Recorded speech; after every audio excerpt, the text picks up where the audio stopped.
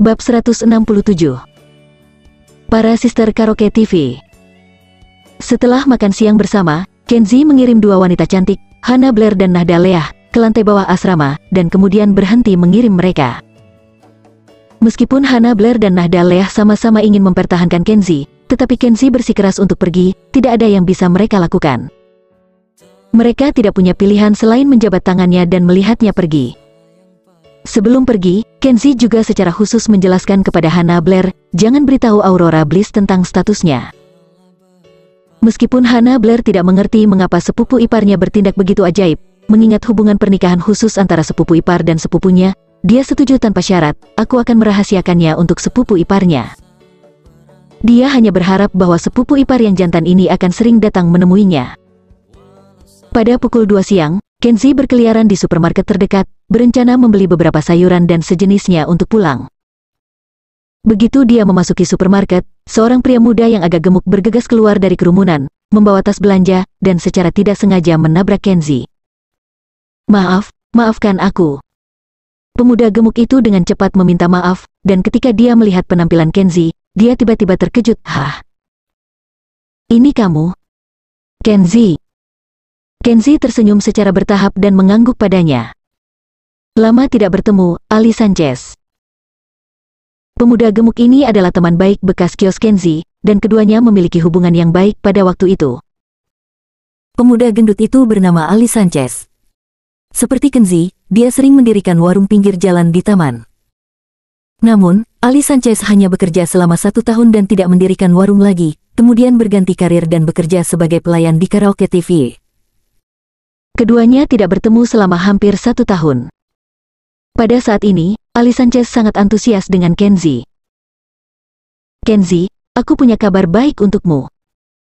Aku dan Caca bertunangan. Caca yang dikatakan Ali Sanchez adalah putri Karaoke TV.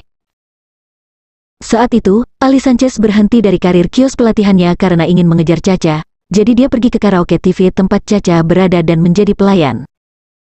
Kenzie tertawa setelah mendengar ini, selamat, keinginanmu terkabul. Aku ingat kamu sering mencari buku di toko bukuku untuk mengejar pacarmu. Sepertinya materi strategi itu sangat efektif untukmu. Haha. Ali Sanchez mengingat masa lalu, tersenyum tulus dan tampak sangat bahagia.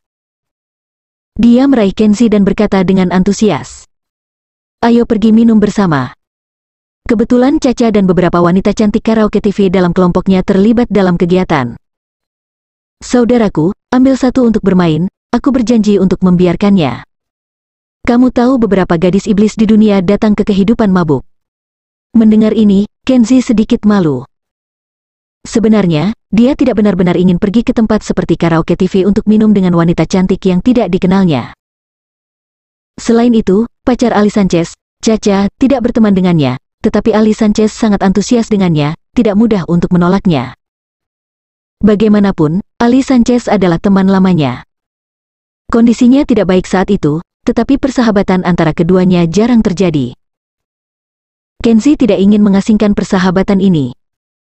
Keduanya meninggalkan supermarket, berbelok ke kiri dan tidak pergi jauh, dan datang ke gedung tenggara, gedung Abad Happy. Caca dan aku sama-sama bekerja di lantai 3, Karaoke TV paling mewah di Wakanda, Happy Karaoke TV. Setelah melewati tempat parkir yang penuh dengan mobil mewah Mercedes-Benz dan BMW, Ali Sanchez membawa Kenzie ke belakang pintu gedung, dan mengambil lift ke lantai 3. Kenzie, kamu jarang keluar untuk bermain, kamu tidak tahu betapa gemerlapnya dunia luar. Ali Sanchez memimpin Kenzie sepanjang jalan, dan berkata dengan jelas sepanjang jalan, saya bekerja di Karaoke TV ini dan melihat banyak adegan besar. Bos besar yang datang ke sini untuk bermain tidak melihat uang sebagai uang. Begitu memasuki kotak dan hanya memberikan sebotol anggur kepada para tamu, coba tebak berapa banyak yang dia berikan kepada saya? Kenzie tersenyum dan menggelengkan kepalanya, menyatakan bahwa dia tidak bisa menebak. Ali Sanchez tertawa dan berkata, Caca dan putri-putri lainnya ada di dalam kotak pada saat itu. Untuk membantu saya, mereka dengan sengaja membujuk mereka. Akibatnya, bos juga sangat senang dan akan memberi tip.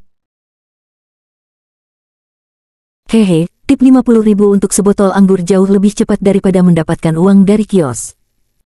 Kenzie, jika Anda tertarik, saya akan meminta Caca dan yang lainnya untuk membantu. Anda juga bisa direkrut untuk bekerja. Kenzi masih tersenyum dan menggelengkan kepalanya. Lupakan saja, aku tidak membutuhkannya. Dia bisa melihat bahwa Ali Sanchez ingin membantunya dan ingin dia datang untuk bekerja di sini. Meskipun sekarang dia sudah menjadi orang kaya sejati, dan dia tidak membutuhkan semua bantuan, tetapi kebaikan ini jarang dan membuat orang merasa hangat. Ali Sanchez sedikit kecewa, tetapi dia masih tersenyum dan berkata dengan antusias, "Oke, jika kamu tidak tertarik, lupakan saja tempat seperti karaoke TV."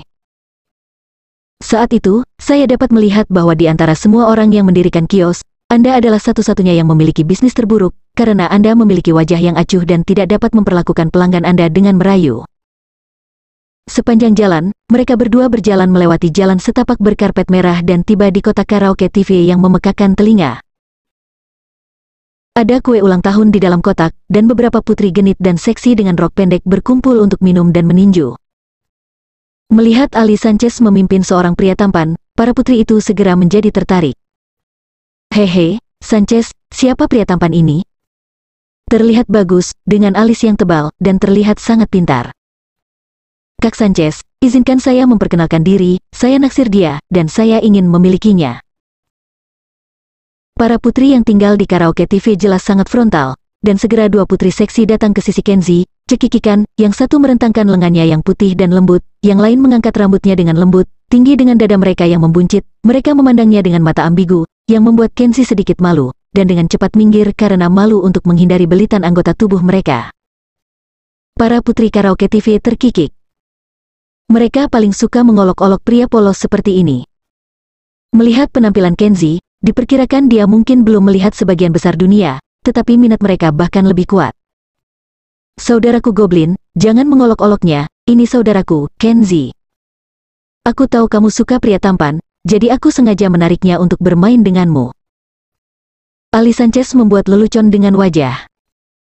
Tampaknya ada saudara lelaki tampan seperti Kenzi, yang telah memenangkan banyak wajah untuknya di depan para putri karaoke TV ini. Segera, ada seorang gadis sutra hitam yang agak seksi dan dewasa, yang mencondongkan tubuh ke depan dan berkata, "Saudara Kenzi, Anda dipersilakan untuk datang dan bermain dengan kami. Nama saya Ai Ai, dan saya paling suka tarian Venir, kupikir aku ingin kau memelukku dan menari perlahan, oke?" Haha. Para putri tertawa terbahak-bahak dan bahkan bersiul, berteriak gembira, "Goyang, kita harus menggoyangnya bersama-sama." Segera, Ai Ai mengaitkan tangan di lehernya, lalu tersenyum genit, dia sengaja mengangkat payudaranya dan mendorong tubuhnya yang panas ke depan.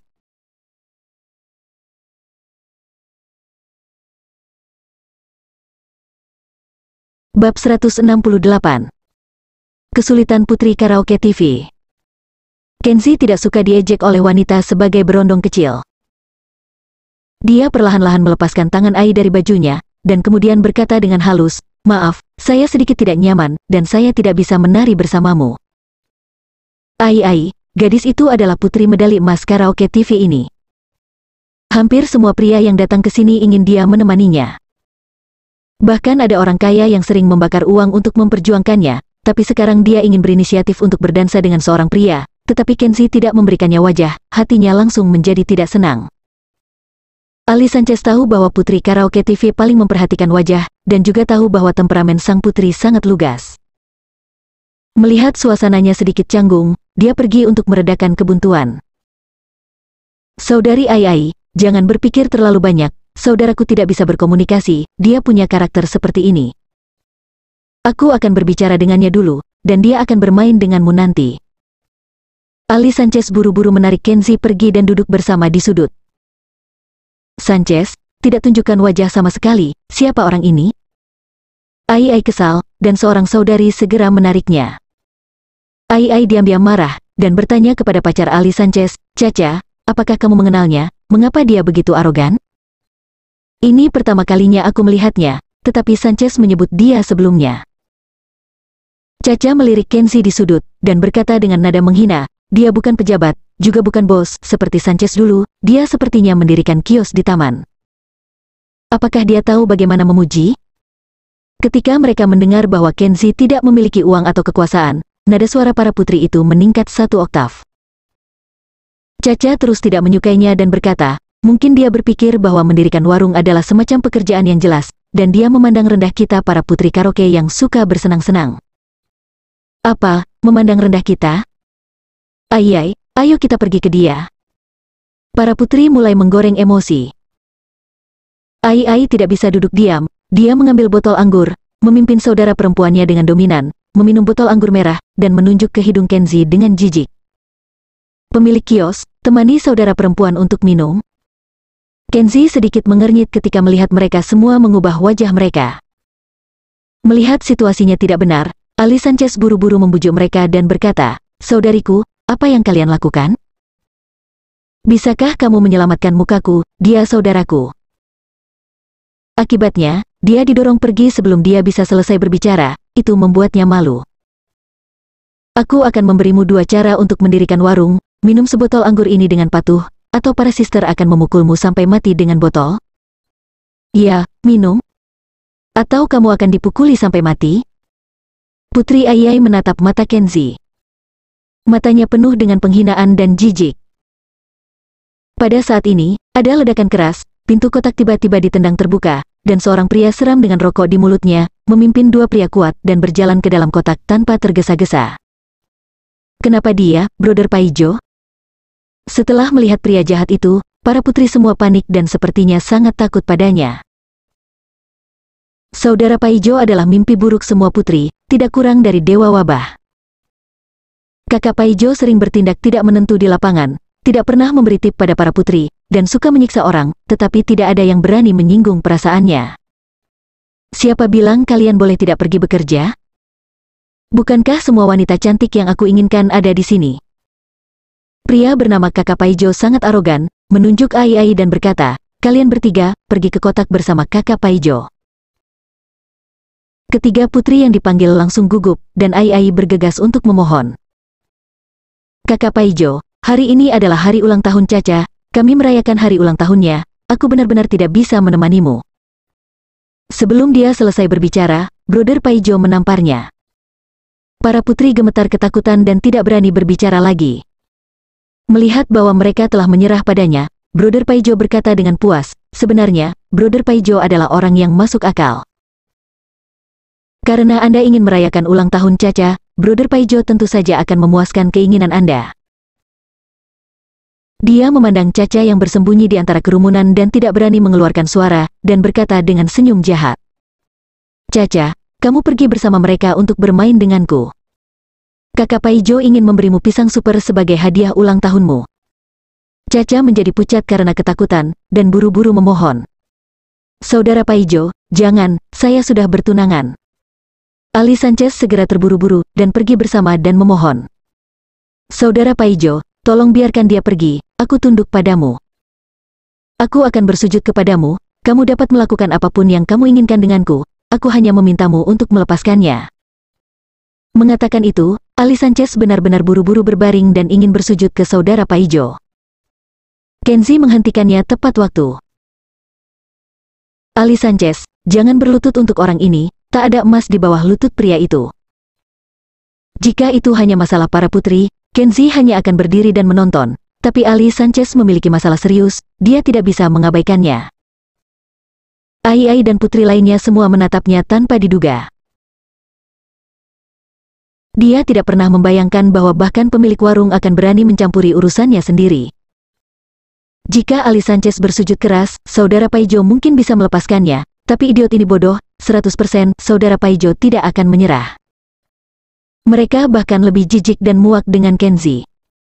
Saudara Paijo mencibir dan bertanya kepada Kenzi. Berani bertanya pada pahlawan, kamu sangat setia, apakah kamu akan memblokir pisau untuk membantu dan mulai berurusan denganku? Kenzi menatapnya dengan jijik, pergilah.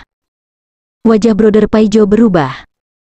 Dan melihat wajahnya benar-benar hancur, Ali Sanchez segera meratap dalam hatinya, ini sudah berakhir, saudaraku terlalu bodoh.